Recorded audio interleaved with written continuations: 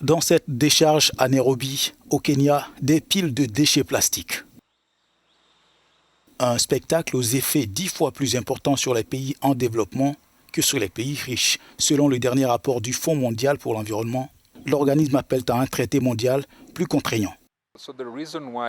Donc, la raison pour laquelle nous voulons un traité mondial juridiquement contraignant, tout comme dans l'accord de Paris sur le climat, c'est que nous avons besoin d'une norme qui inciterait essentiellement les pays, par exemple, à passer de produits inutiles, problématiques et non recyclables à des produits recyclables.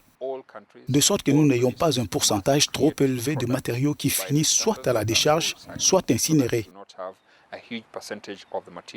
ce qui favorise l'extraction de combustibles fossiles pour alimenter la croissance exponentielle.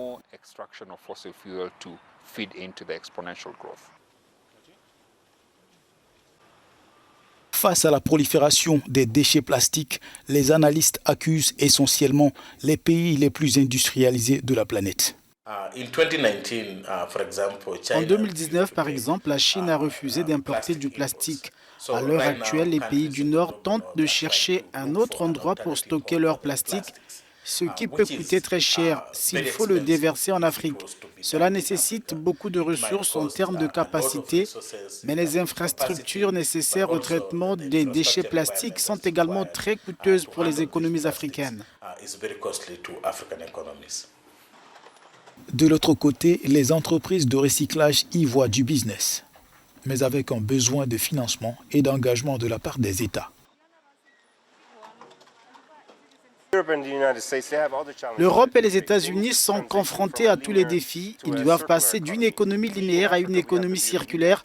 Nous, en Afrique, nous avons la beauté. Nous pouvons passer directement à une économie circulaire et cela a besoin de financement et d'organismes engagés comme M-Green Africas dans ces pays et bien sûr de gouvernements qui créent les politiques nécessaires pour ce développement. Cette semaine, la 3e session du comité de négociation sur la pollution plastique se tient à Nairobi.